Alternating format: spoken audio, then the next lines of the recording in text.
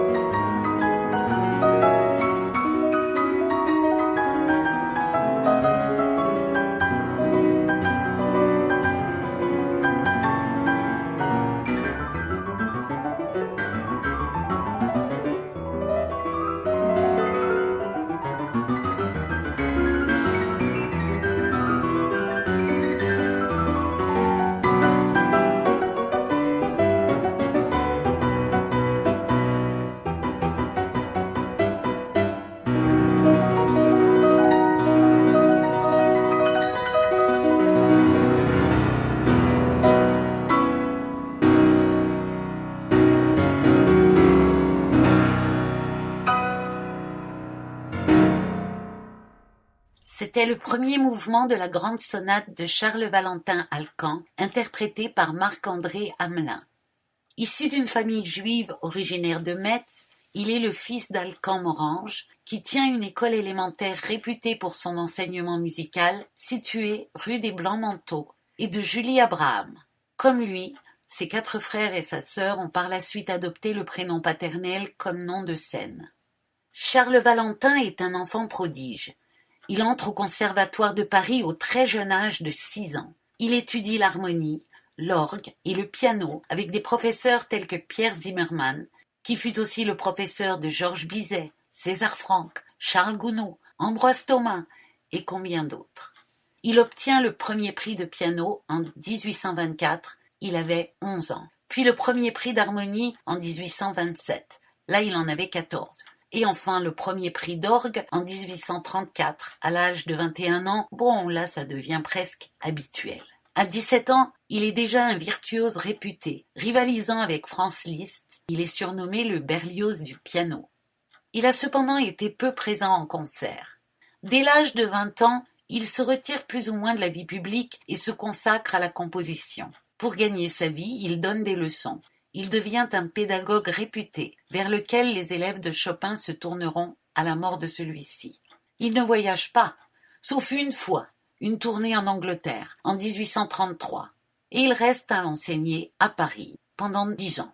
Au bout de ces 10 ans, il va instaurer une sorte de petit rendez-vous musical avec ceux qu'il apprécie, en organisant tous les ans 6 petits concerts, salles et rares, où il présente en intermède quelques-unes de ses œuvres au milieu d'un répertoire très classique.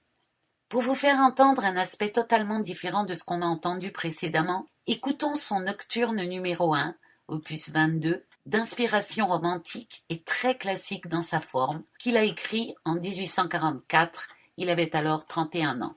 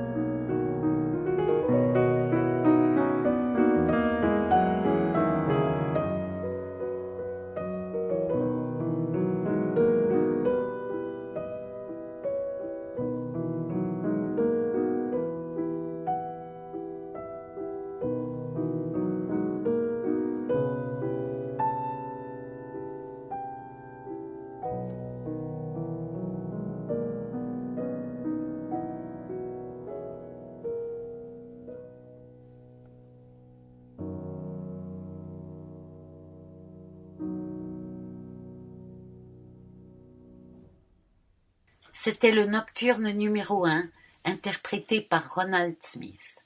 En 1844, il reprend ses concerts et il espère un moment succéder à Pierre Zimmermann au Conservatoire de Paris. Mais c'est Antoine-François Marmontel qui obtient le poste, plus ou moins par piston car il n'était pas particulièrement brillant. Alcan en est très affecté. Il faut dire que notre Charles Valentin est un peu étrange, on le verra par la suite, et le petit monde du conservatoire, conservateur et pusillanime, avait un peu peur de cet esprit original. Alors en 1848, après cet échec, il se retire encore une fois de la vie publique pour une vingtaine d'années cette fois, et mène une vie de plus en plus solitaire, même s'il revient parfois à la vie publique, comme en 1855, avec la publication de ses 12 études dans tous les tons mineurs, opus 39. Il ne s'est jamais marié, mais malgré l'absence de documents officiels, il semble que Élie Myriam de Laborde soit son fils naturel, avec une de ses élèves. Élie de Laborde ira au Conservatoire de Paris, comme papa, d'abord comme élève, puis comme professeur. Il va même faire un peu de peinture sous le nom de Myriam. Alcan meurt le 29 mars 1888, à 74 ans. C'était un accident domestique, mais étant donné la bizarrerie du personnage, de multiples légendes courent au sujet de la cause de sa mort. La version favorite étant qu'il aurait été écrasé par sa bibliothèque en voulant saisir le Talmud. Alcan meurt dans un oubli presque total. Il est inhumé au carré israélite du cimetière de Montmartre, 3e division, avec sa sœur Céleste. C'était une artiste musicienne, épouse de Mayer Marix, facteur d'orgue, co-inventeur de l'harmonie-flûte. Et oui, vous avez bien entendu, un harmonie-flûte. Permettez-moi un petit hors-sujet pour expliquer ce qu'est un harmonie-flûte. Je vais vous lire la publicité publiée dans le journal Le Luth français du 20 février 1857. L'harmonie-flûte est un charmant instrument portatif et à clavier, imitant la voix humaine, se pliant à toutes les nuances du chant et de l'harmonie. Toute personne ayant quelque notion de musique peut en jouer aisément. Aussi propice à l'accompagnement que brillant et expressif dans le solo, il est le plus grand succès instrumental du jour. Fin de citation, mais cet instrument a totalement disparu. Alors écoutons une de ses études dans les tons mineurs que je vous ai mentionnés plus tôt. Il avait déjà composé les études en tons majeurs en 1847 et 48 et a composé ses 12 études dans les tons mineurs en 1855. La pièce est assez longue, mais tellement belle que je n'ai pas le cœur de la couper.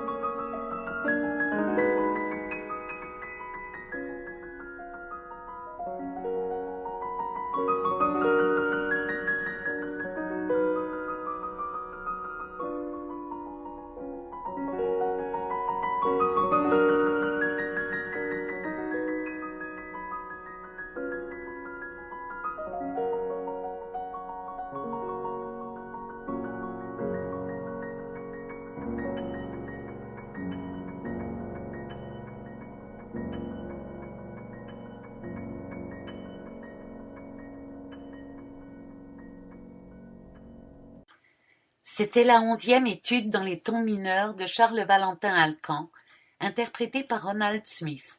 Elle est intitulée Ouverture, alors que c'est la 11e de 12 études, ça vous donne un indice sur le personnage. Ces œuvres vont être également négligées, mais jusqu'à aujourd'hui, au fil des années, des musiciens comme Ferruccio Busoni, par exemple, essaieront de promouvoir sa musique. Ces compositions longtemps méconnues restent encore peu enregistrées. Elles sont pourtant particulièrement originales et personnelles, mais d'une extrême difficulté d'exécution. La musique d'Alcan est à l'image de son caractère étrange. Elle est toute de contraste et capable de tous les extrêmes, passant de l'un à l'autre sans transition. Il y a quelques explications à ce que son œuvre soit peu populaire. D'une part, elle est très difficile à jouer. Alors même si c'est un plus pour ceux qui aiment les défis, cela limite le nombre d'interprètes et on comprend que ce ne sont pas ces partitions qui circulent le plus dans les conservatoires. Ensuite, il affectionnait le piano pédalier. Qu'est-ce que c'est que cet instrument encore ? C'est un piano qui a un pédalier comme un orgue, qui permet donc de jouer des basses avec les pieds. Cet instrument était assez en vogue à la fin du XIXe siècle. Liszt, Alcan, Charles Gounod, Schumann, Saint-Saëns ont composé pour le piano pédalier. Alcan avait en sa possession le fameux piano à pédalier que lui avait prêté la maison Erard et dont le pédalier comprenait 32 notes. À sa mort, le piano à pédalier tombe petit à petit en désuétude. Il revient un tout petit peu dans les années 2000, car les facteurs de piano travaillent à en concevoir un qui soit plus pratique que l'instrument original, et des instrumentistes s'attachent à enregistrer et diffuser le répertoire de cet instrument. Malheureusement, je n'en ai pas trouvé. D'autre part, les critiques de son temps trouvaient que ses compositions étaient très inégales en qualité, mais aussi dans leur style, ce que personnellement je considère comme un avantage, car cela donne une musique aux sonorités très variées. Mais cela le rend inclassable. Certaines partitions sont très, voire trop originales pour l'époque, d'autres sont quasiment caricaturales, et enfin, sa personnalité étrange inquiétait un peu ses contemporains.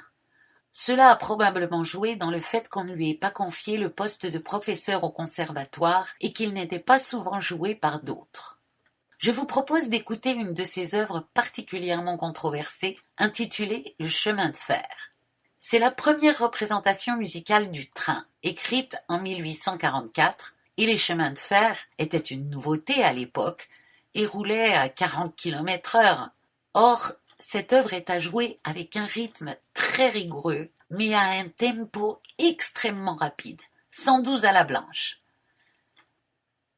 C'est pour refléter la sensation que les gens ressentaient d'aller à cette vitesse. 40 km/h, pensez donc. Le premier thème évoque la locomotive à vapeur et le deuxième plutôt l'expérience des voyageurs. Il faudra attendre la toute fin quand le train entre en gare pour reprendre son souffle.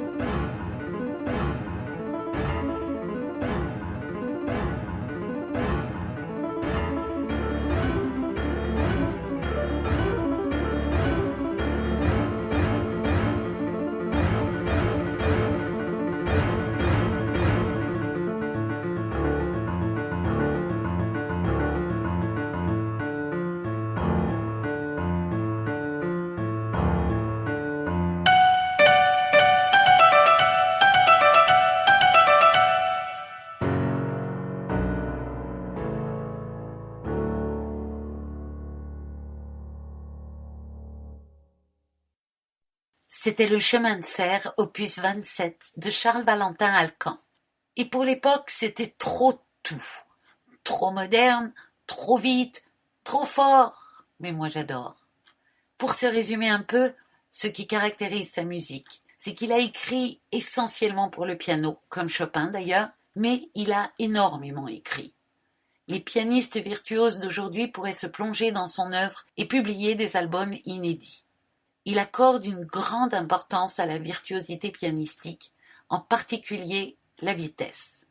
Alcan affectionne aussi en particulier les groupes d'octaves et d'accords, obligeant l'interprète à des extensions et des déplacements très rapides, les gammes et les arpèges qui fusent, les notes répétées et les batteries, donnant parfois l'impression d'un mouvement perpétuel, comme dans ce chemin de fer qu'on vient d'entendre.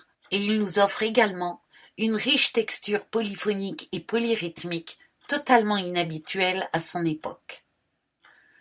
Son écriture pourtant est très classique dans sa forme et l'inspiration romantique était très grande, mais on peut y entendre d'autres influences ainsi que des innovations, car par exemple dans la pièce que nous allons entendre tout à l'heure, Les Soupirs, surgissent des couleurs qu'on retrouvera plus tard dans les œuvres de Debussy. Moi j'y entends aussi des couleurs qui me font penser à Moussorgsky, et bien sûr une parenté avec Liszt et Chopin, pas seulement parce que ce sont tous les trois des pianistes et des compositeurs pour piano extraordinaires, qui par ailleurs se connaissaient et s'appréciaient. Dans ses mélodies, notamment ses esquisses, on entend souvent des thèmes très simples, rappelant la musique traditionnelle. Il est en cela un précurseur des compositeurs qui se tourneront vers le folklore de leur pays. Paradoxalement, rien dans sa musique n'évoque la tradition juive à laquelle il était fort attaché cependant.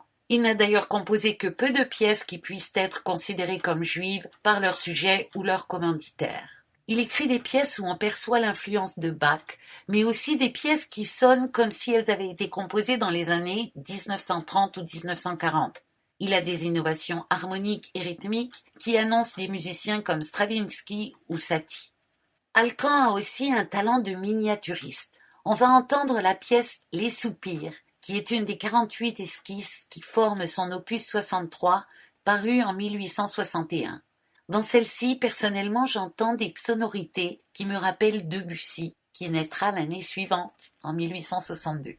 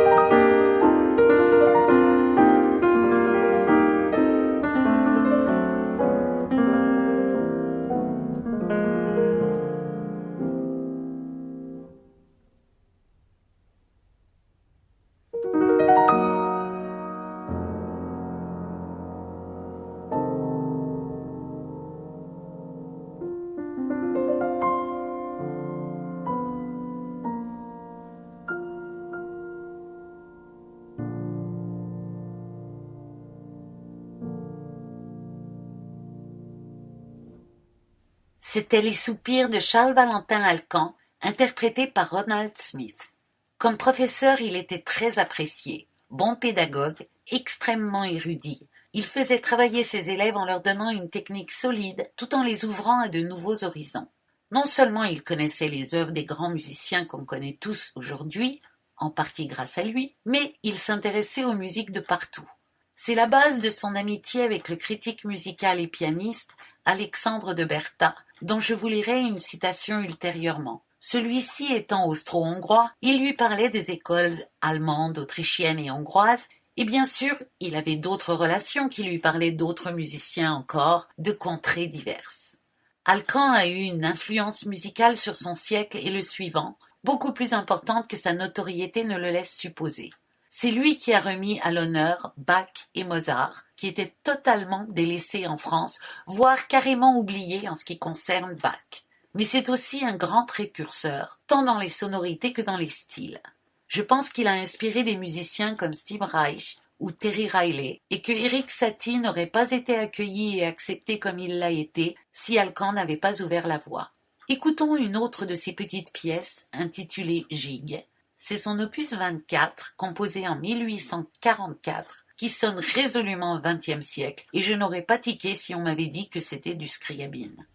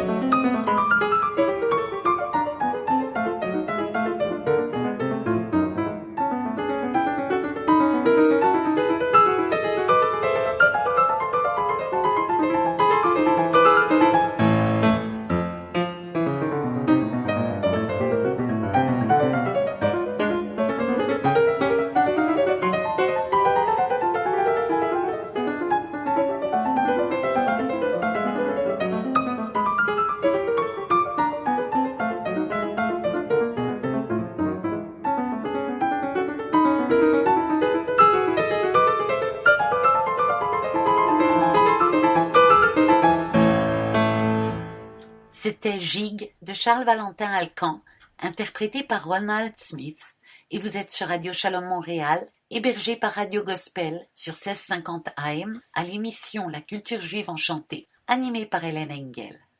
Alors je vous ai parlé de la personnalité étrange de Charles Valentin Alcan sans vraiment détailler. On le disait un peu misanthrope car il ne participait pas volontiers aux événements sociaux de son temps.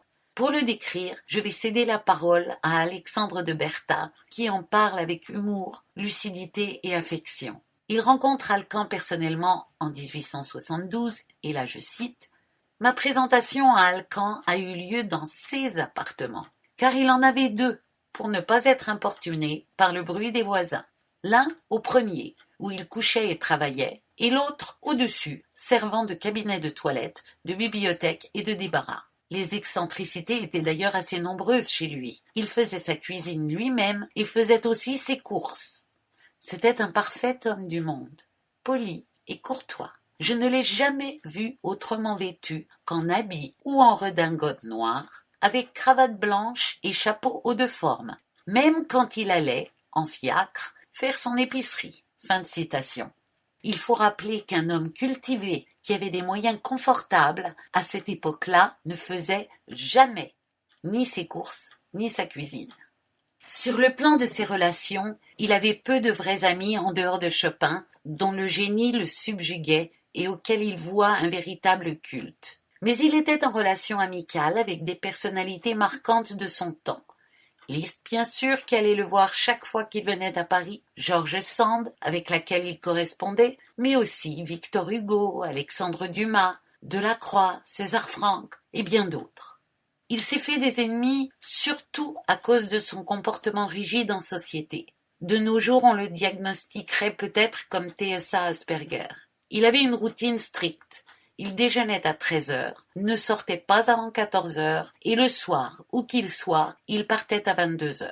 C'est à cause de cela qu'il n'a pas eu la Légion d'honneur, raconte Alexandre de Bertha, qui lui avait arrangé une entrevue avec le prince Orloff, qui était prêt à la lui faire recevoir. Le prince Orloff vient 9 fois chez lui, et ne le trouva jamais. Alcan se présenta également 9 fois en vain chez le prince. La dernière fois, l'huissier lui fit remarquer que son excellence sortait toujours à 2 heures. « C'est fâcheux, car moi, je digère justement jusqu'à 2 heures, fut sa réponse. Et sa croix de la Légion d'honneur de tomber à l'eau. Il était aussi d'une timidité maladive. Pour combattre cette timidité, il faisait des auditions bi-hebdomadaires au salon que la maison Érard avait mis à sa disposition depuis sa jeunesse. Les contradictions d'Alcan n'épargnaient pas le domaine politique. Il était attiré par le socialisme, mais son idole politique, c'était Napoléon III. Mais revenons à sa musique. Je vous ai dit qu'il a surtout écrit pour le piano, mais on va entendre un extrait du second concerto pour piano et orchestre, composé en 1863 à l'occasion de son seul voyage en Angleterre. Il avait alors 20 ans. On y entend l'influence de Beethoven dans les premiers et troisièmes mouvements, qui sont plus rapides, et celle de Chopin et Schubert dans le mouvement central.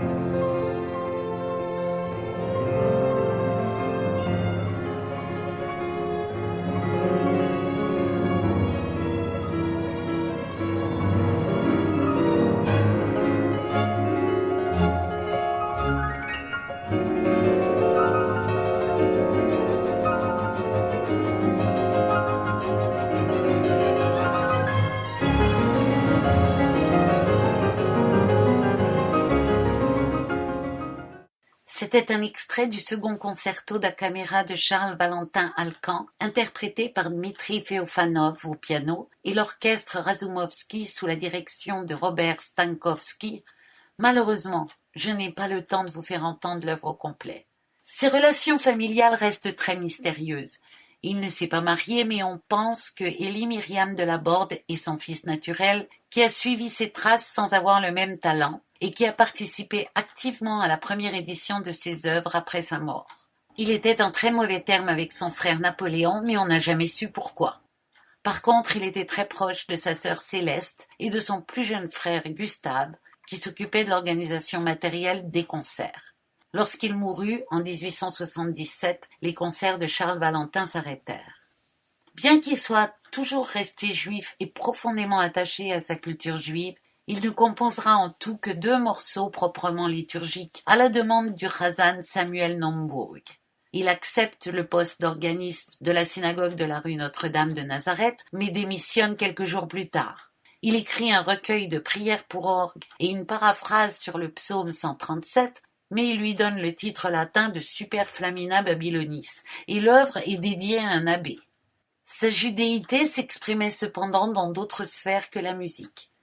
En 1838, il a 25 ans, entre parenthèses, il se retire de la vie publique pendant 6 ans pour traduire la Bible, qu'il rêvait de mettre intégralement en musique. Ce que malheureusement il ne fera pas, à mon grand regret. Dans son testament, il a fait un legs au profit de la Société de patronage des ouvriers et apprentis israélites.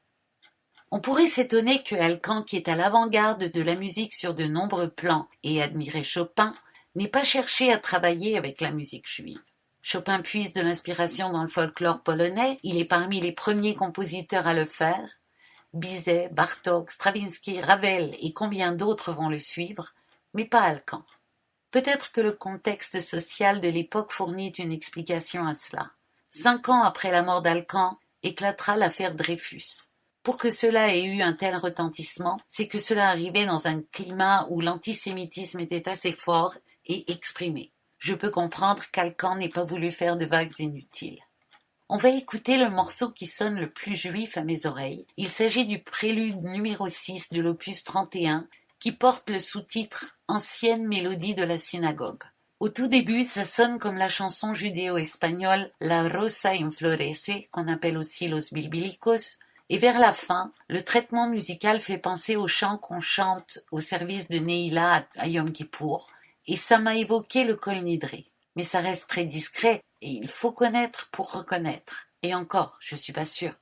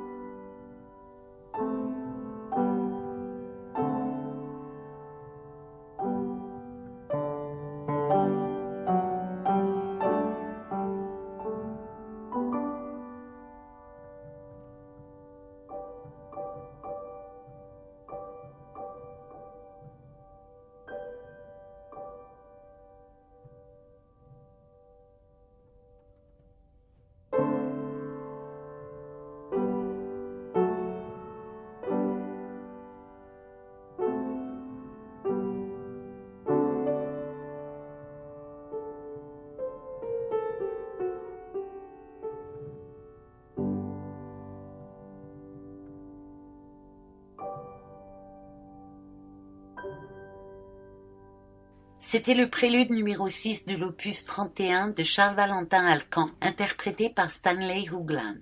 Je ne suis pas sûre d'avoir raison, mais je pense que ce morceau devrait être joué un peu plus vite et avec moins de douceur. Alcan choquait par son non-conformisme. La plupart de ce qui apparaissait comme des excentricités insupportables à son époque ne ferait pas lever un sourcil de nos jours. Par exemple, ceux mentionnés par Alexandre de Bertha, je le cite. Son originalité poussée jusqu'à l'extravagance dans la forme et le caractère de ses morceaux, n'en a-t-il pas écrit un pour le piano ayant plus de 100 pages et un pour le pédalier piano à 4 pieds seulement. Fin de citation. Et ces contradictions, l'exemple le plus frappant, il était un interprète virtuose, rivalisant avec Franz Liszt, mais il n'aimait pas jouer en public. Le destin lui a joué un tour que je crois il aurait apprécié. Il est mort les derniers jours de mars et a été enterré le 1er avril. Personnellement, je suis tombée en amour avec ce compositeur, dont l'exubérance un peu noire m'a touchée. Il y a 13 CD à la grande bibliothèque. Je vous les conseille vivement, en particulier ses miniatures et ses esquisses. Par contre, curieusement, il n'y a pas grand-chose sur Internet. Et je vous dis à la semaine prochaine.